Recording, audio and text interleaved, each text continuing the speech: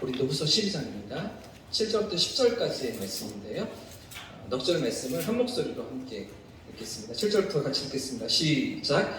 여러 계시를 받은 것이 지극히 크므로 너무 자만하지 않게 하시려고 내 육체에 가시고 사탄의 사자를 주셨으니 이는 나를 쳐서 너무 자만하지 않게 하려 하심이라. 이것이 내게서 떠나가게 하기 위하여 내가 3번 주께 간구하였더니 나에게 이르시기를 내 은혜가 내게 족하도다. 이는 내 능력이 약한 데서 온전하여 지니라 하신지라. 그러므로 도리어 크게 기뻐함으로 나의 여러 약한 것들에 대하여 자랑하리니 이는 그리스도의 능력이 내게 머물게 하려 함이라. 그러므로 내가 그리스도를 위하여 약한 것들과 능욕과 궁핍과 박해와 곤고를 기뻐하노니 이는 내가 약한 그때에 강한가. 아멘. 할렐루야. 할렐루야. 이 밤에도 살아계신 하나님께서 우리의 삶에 가까이 찾아와 주실 줄 믿습니다. 가까이 계신 분들께 인사하겠습니다. 기도하기 좋은 계절입니다. 고백하겠습니다. 기도하기 좋은 계절입니다. 한 번 더 인사하실 때 기도로 승리하세요. 인사하겠습니다. 기도로 승리하세요. 기도로 승리하십시오. 기도로 승리하십시오. 아멘이시죠? 더워지는 여름을 우리가 맞이하고 있는데 이 여름에도 기도로 승리하시기를 주님 이름으로 축복합니다. 어느새 날씨가 많이 무더워질 것 같은데요. 그런데 여러분 더워지면 뭘 조심해야 된다고요? 기미 주근깨를 조심해야 되죠. 지난주에 나오셨던 분들은 기억을 하시죠? 기미 주근깨. 자, 그런데 여러분 김을 구울 때 참기름을 바르고 또 뭘 뿌립니까? 소금을 뿌리시죠. 소금. 그런데 요즘 소금의 유통기한이 얼마나 되는 줄 아십니까? 소금의 유통기한 얼마일까요? 1000일입니다. 1000일. 왜 1000일일까요? 1000일이었잖아요. 금요일마다 커튼 소리를 제가 하죠.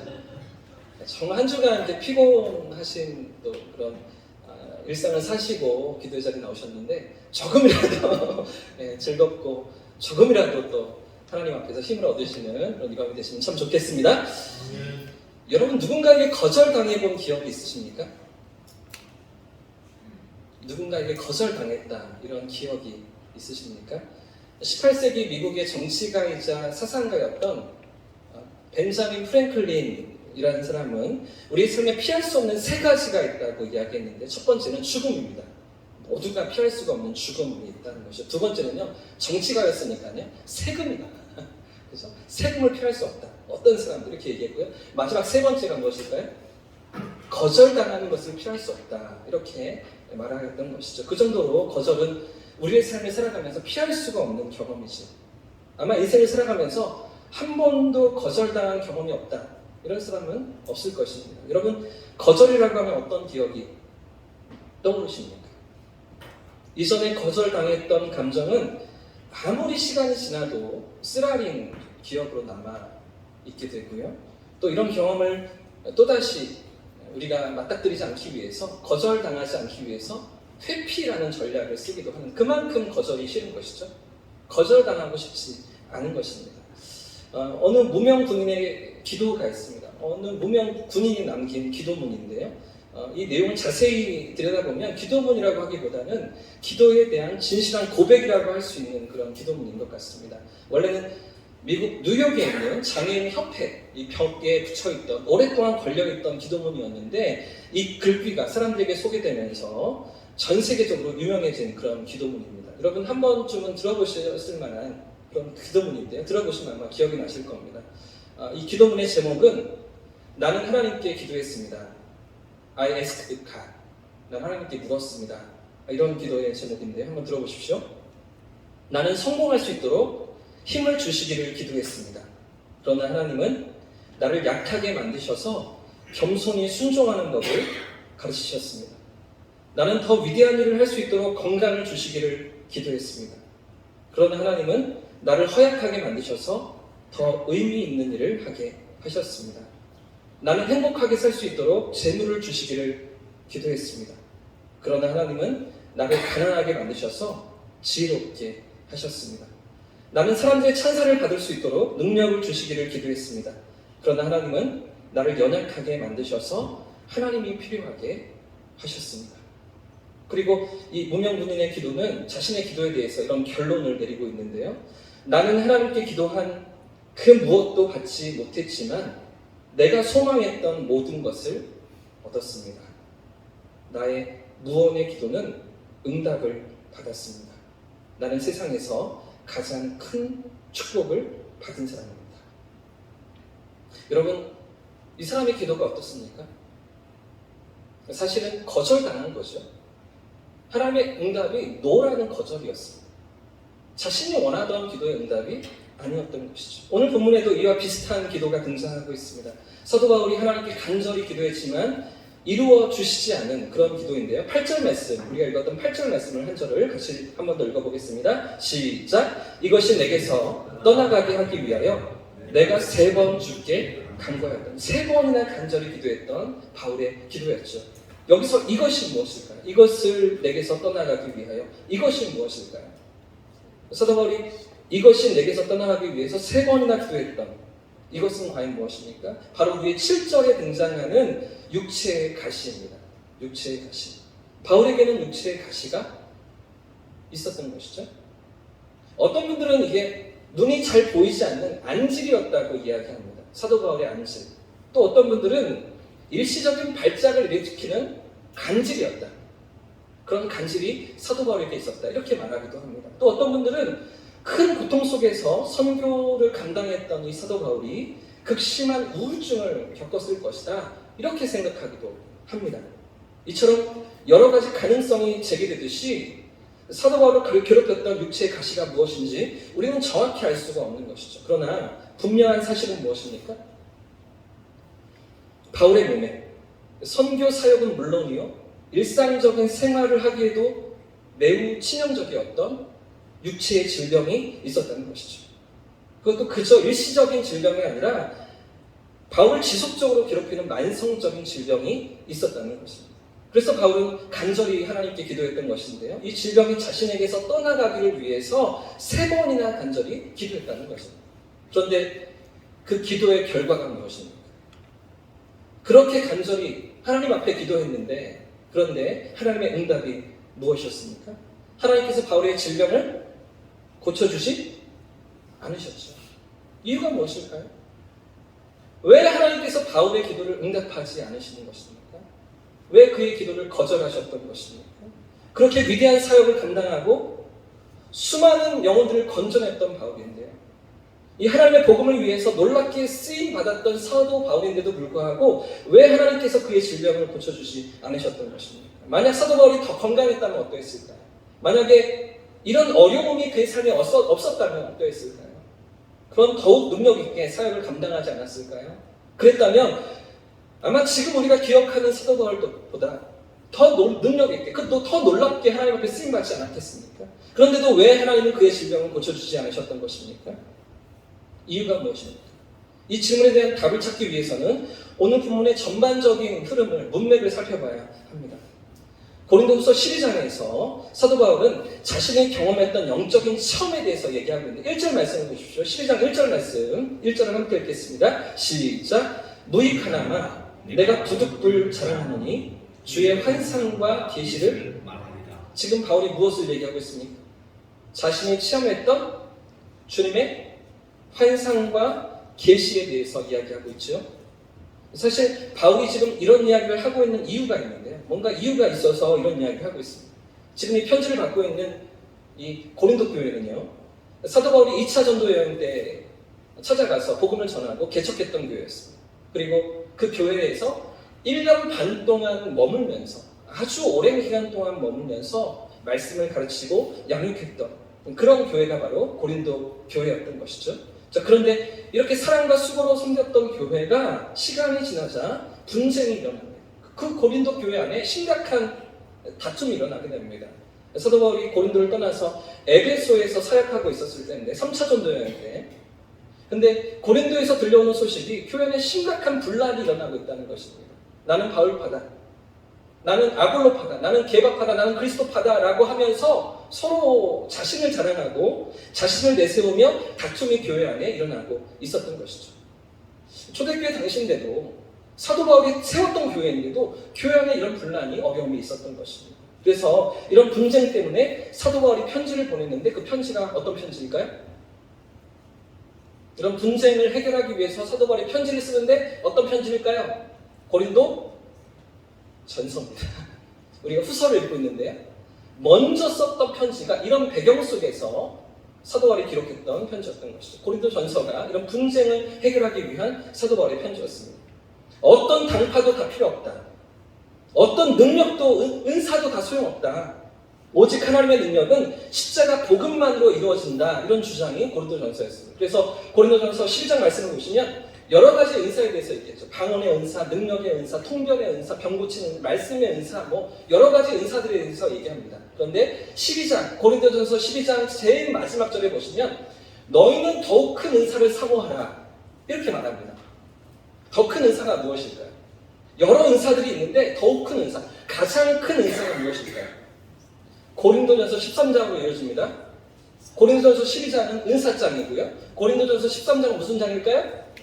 사랑장. 사랑은 언제나 오래 참고 사랑은 언제나 온유하며 그 당파의 싸움으로 분쟁으로 어려움을 겪고 있는 교회에 가장 필요한 은사, 가장 큰 은사가 무엇이라고요?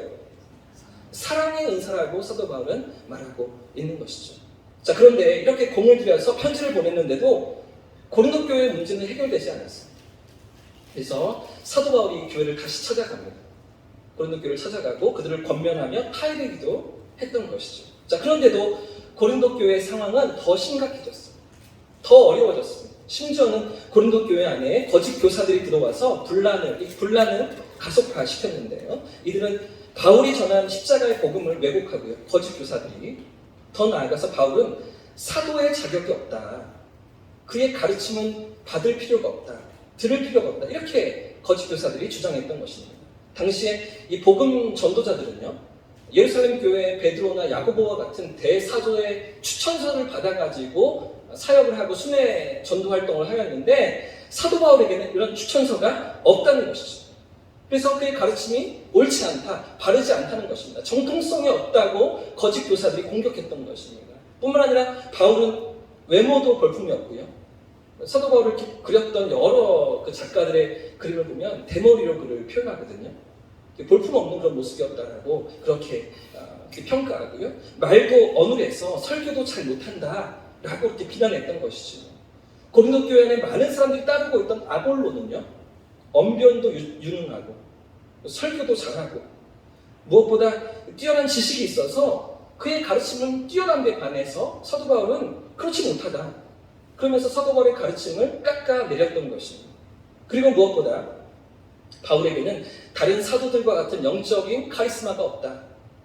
영적인 신비로운 체험도 없다. 바울은 그런 경험도 없고 그런 능력도 없는 사람이다. 이렇게 거짓 교사들이 공격했던 것입니다. 이런 여러 가지 비난과 공격 속에서 사도 바울은 침묵할 수도 있었지만 그러나 자신의 사도권이 흔들리면 자신의 사도권이 이렇게 위기를 당하면 그동안 자신이 전했던 복음도 공격을 받고 더 나아가서는 교회도 온전히 설 수 없다는 것을 깨닫고 자신의 사도권을 변호하기 시작합니다. 나도 사도이다. 나도 주님께 부르심을 받은 사도의 한 사람이다. 이렇게 자신의 사도권을 강하게 주장하면서 또 한편의 편지를 쓰게 되는데 그 편지가 무엇일까요? 고린도 후서입니다. 우리가 보고 있는 고린도 후서가 그런 이야기입니다. 사도 바울의 모든 사도권 주장이 고린도 후서 1장부터 12장까지 계속해서 이어지고 있는 그런 성경인 것이죠. 자신은 베드로나 야고보 사도 같은 그런 추천서가 필요치 않다라는 주장입니다. 왜 그렇습니까? 사도는 어떤 사람이죠? 예수님의 제자들이었죠. 예수님의 공생의 기간 동안 3년 반 동안 예수님을 따르고 예수님 곁에서 보았고 예수님의 보내심을 받았던 사람이 바로 사도들입니다. 자, 그런데 사도 바울은 예수님의 제자였습니까? 예수님을 따라다녔습니까? 생전에 예수님을 만났었어요? 그렇지만 사도가 아니죠. 그러면 거짓 교사들의 얘기처럼 사도가 아니네요. 그렇지가 않죠.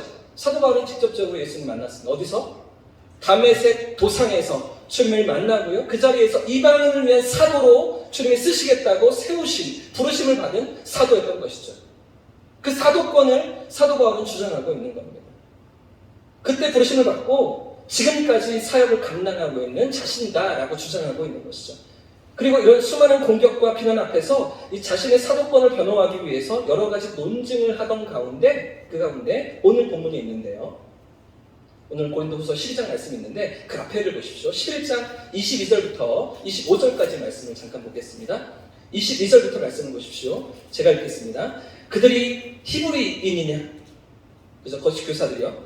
나도 그러하며 나도 히브리인이냐? 그들이 이스라엘인이냐? 나도 그러하며 그들이 아브라함의 후손이냐? 나도 그러하다 라고 얘기하면서 그들이 그리스도의 일꾼이냐? 정신없는 말을 하거니와 나는 더욱 그러하도다.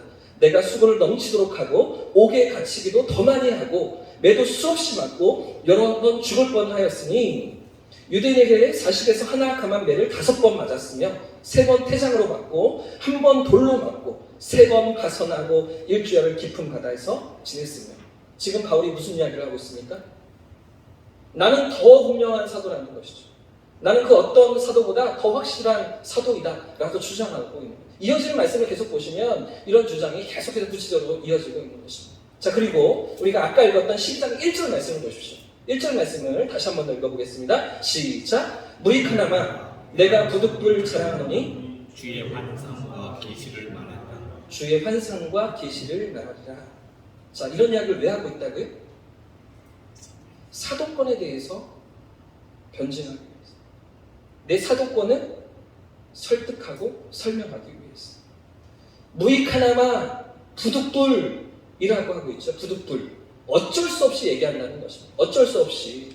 이야기 안 하려고 했는데 이야기해봐야 큰 유익이 없을 것 같아서 지금까지 말 안 하고 있었는데 그런데 어쩔 수 없이 한다 이 이야기를. 그러면서 주의 환상과 계시를 말하고 있는데요. 자, 그러면서 2절부터 3층 천에 올라갔던 바울의 자신의 신비로운 체험을 이야기합니다. 이루 말할 수 없는 놀라운 환상과 계시를 경험하고 하나님을 만났던 체험을 고백하고 있는데요. 자, 그저 사도 바울이 자신의 특별한 경험을 자랑하고 있는 게 아니죠. 무엇 때문에요? 자신의 사도권을 변호하기 위해서. 그 모든 거짓 교사들의 공격과 비난 앞에서 이 사도권을 방어하기 위해서 이 환상을 경험했던 사건을 얘기하고 있는 것입니다. 더 나아가서는 사실 나의 사도권이 문제가 아니라 그리스도의 십자가의 복음이 온전히 증거되도록 하기 위해서, 주님의 교회가 온전히 세워지도록 하기 위해서 자신이 경험했던 그 특별한 환상을 언급하며 얘기하고 있는 것이죠. 어쩔 수 없이 여러 가지 체험 중에서 자신이 경험했던 여러 가지 것들 중에서 그 하나를 지금 기록했던 것입니다. 자, 그런데 중요한 것은요. 이렇게 삼층천 이야기를 하던 사도 바울이 갑자기 주제를 바꿉니다. 주님의 환상을 보았고 계시를 들었던 그 자리에 올라갔던, 셋째 하늘에 올라갔던 그 이야기를 하다가 그 얘기를 갑자기 중단하고요. 다른 얘기를 하기 시작합니다. 자, 7절 말씀을 보십시오. 오늘 보면 7절 함께 읽겠습니다. 시작! 여러 계시를 받은 것이 지극히 크므로 너무 자만하지 않게 하시려고 내 육체에 다시 곧 사탄의 사자를 주셨으니 이는 나를 쳐서 너무 자만하지 않게 하려 하십니다. 자, 지금 사도 바울이 어떤 환상이나 어떤 신비로운 체험보다 무엇이 더 큰 자랑이라고 이야기하고 있습니까? 내가 경험했던 여러 환상과 계시들보다 나의 더 큰 자랑이 무엇이라고 지금 7절에서 말하고 있는 것입니까? 그는 분명히 하나님의 계시를 들었습니다. 하나님 주시는 환상도 보았습니다. 그런데도 그것을 자세히 이야기하지 않고요. 그 얘기를 시작하는 듯 했는데 이거 얘기할 필요 없는 것 같아요.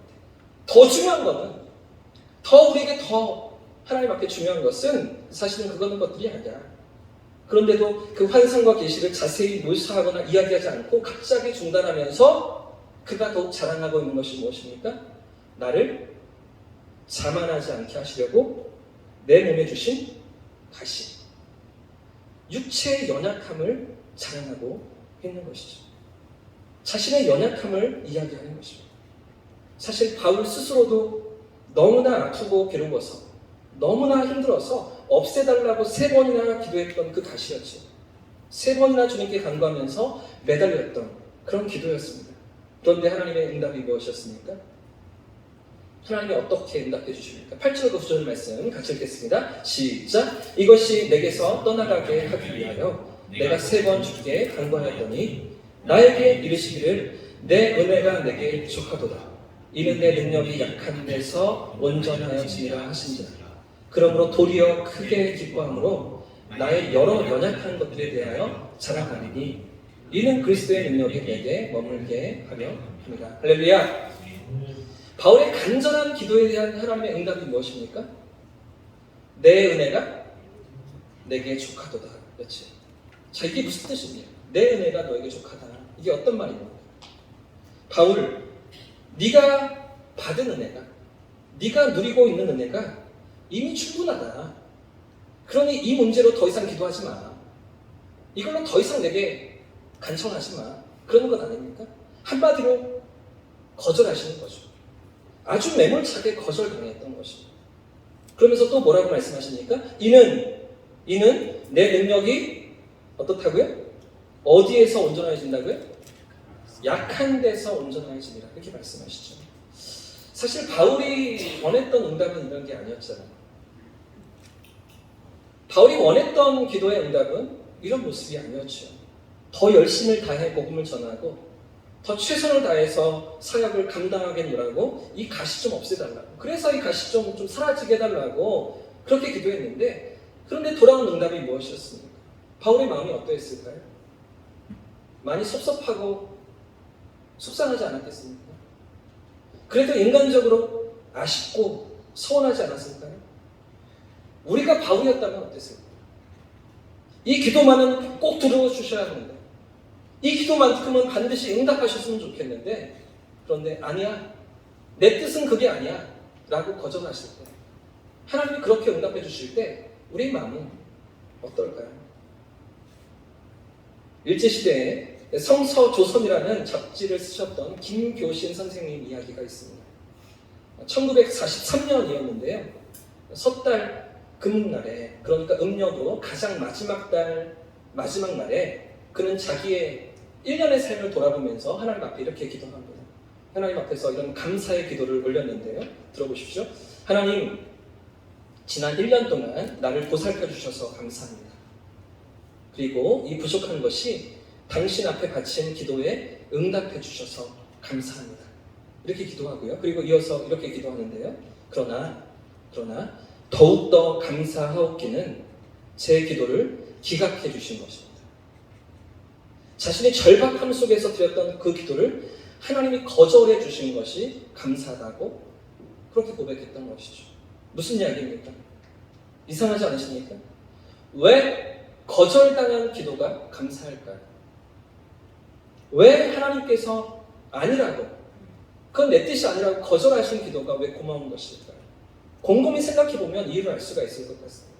우리가 드린 기도가 모두 응답이 된다면 어떤 일이 생겨날까요? 정말 우리 삶이 행복할까요? 내가 원하고 바랐던 것들이 다 이루어진다면 정말 우리 삶에 행복이 있습니까? 많은 사람들이 저마다 원하는 것이 이루어져야, 그것이 실현돼야 행복할 것이라고 생각합니다. 그러나 우리의 인간적인 욕망으로 드린 기도가 모두 응답이 된다면 어떤 일이 일어날까요? 그것이 정말 행복일까요? 그것이 정말 만족이겠습니까? 그렇지가 않죠. 그렇기 때문에 이 김교신 선생님은 때로는 하나님이 내 기도를 기각해 주신 것이 감사하다고 고백한 것입니다. 거절당한 기도 때문에 겸손함을 배우는 것이죠. 거절당한 기도 때문에 다른 사람들과 함께 사는 삶도 배우는 것입니다. 거절당한 기도 때문에 내 뜻이 아니라 하나님의 뜻이 이루어진다는 것을 우리가 깨닫는 것이죠. 다시 바울의 이야기로 돌아가 보겠습니다. 이렇게 거절당하는 기도 앞에서 바울의 반응이 무엇입니까? 9절 중간을 다시 보십시오. 9절 중간을 보시면 제가 읽겠습니다. 그러므로 도리어 크게 기뻐함은, 하나님께서 거절하셨는데도 불구하고 뭐라고요? 크게 기뻐한다고 고백하는 것이죠. 도리어 크게 기뻐함으로 나의 여러 연약한 것들에 대해서 자랑하니 이는 그리스도의 능력이 내게 머물게 하려 합니다. 이렇게 거절당한 중에도 바울은 어떻다고 이야기합니까? 크게 기뻐한다는 것이죠. 도리어 크게 기뻐하면서 자신의 약함을 자랑하겠다라고 말하고 있는 것입니다. 왜 그렇다고요? 이는 그리스도의 능력이 내게 머물게 하려 합니다. 할렐루야. 하나님의 능력이 우리의 약함 가운데, 우리 연약함 가운데 드러난다, 나타난다라고 바울이 고백하는 것이죠. 내가 약할 그때 오히려 그리스도의 능력이 머문다는 것이죠. 우리가 약할 때 오히려 주님의 능력이 나타난다는 것입니다. 할렐루야. 육체의 가시가 세상적인 기준으로 보면요, 육체의 가시는 부끄러운 거죠. 수치스러운 거죠. 감추고 싶은 것 아니겠습니까? 안질이든 간질이든 우울증이든 그 무엇이 되었다 해도 육체의 가시는 세상의 기준으로 볼 때는 없어야 좋은 것이겠죠. 그러나 하나님의 기준으로 보면 약함이 도리어 무엇이 되는 것입니까? 이 약함이 하나님이 나타나시는 능력이 되고 하나님을 드러내는 도구가 되며 하나님께서 일하시는 자리가 되는 것이죠. 할렐루야. 사랑하는 여러분, 제가 처음에 읽어드린 어느 무명 군인의 기도가 기억나십니까? 나는 하나님께 기도한 그 무엇도 받지 못했지만 내가 기도했던 그 무엇도 받지 못했습니다. 그러나 내가 소망했던 모든 것을 얻었습니다. 내 뜻대로 이루어지지는 않았지만 하나님의 뜻대로, 하나님의 섭리 안에서 나에게 필요한 더 좋은 것으로, 더 귀한 것으로 가꾸시고 채우시고 응답하시는 하나님을 경험했다고 고백하는 것이죠. 그리고 마침내 이렇게 고백하잖아요. 나는 세상에서 가장 큰 축복을 받은 사람입니다. 할렐루야. 비록 하나님께서 바울의 질병을 고쳐주지 않으셨지만요, 그러나 그 가운데서 바울이 발견한 것이 무엇입니까? 육체의 가시가 있는데도 불구하고 하나님께서 사용하신다는 것이죠. 인간적인 연약함이 있는데도 불구하고 하나님이 들어쓰신다는 것입니다. 사랑하는 여러분, 오늘 우리가 이 밤에 기도해야 될 이유가 무엇입니까? 이 밤에 우리가 무엇을 위해서 기도하며 주님 앞에 나아가야 하겠습니까? 우리의 문제를 해결하고요, 우리의 필요를 채우기 위해서 기도하셔야겠죠. 우리의 가정과 우리의 자녀들과 우리 자녀들의 인생길과 그들의 걸음을 위해서 우리가 중보하며 기도해야겠죠. 그러나 그보다 더 깊은 기도, 더 하나님께서 원하시는 기도가 무엇입니까? 하나님의 마음과 우리 마음이 연결되는 것입니다. 내 뜻만 구하고 내가 원하는 것만 추구하는 것이 아니라 하나님의 뜻이 어떠하신지, 하나님이 바라보시는 것이 어딘지, 하나님이 원하시는 바가 무엇인지를 우리가 구하면서 우리의 삶을 주님 앞에 맞추며 나아가는 것, 그런 삶의 걸음을 주님이 원하시는 것이죠. 이게 진짜 기도라는 거죠. 우리의 삶의 문제도 알아야겠죠. 우리의 기도의 제목들도 하나님 앞에 내어놓아야 합니다.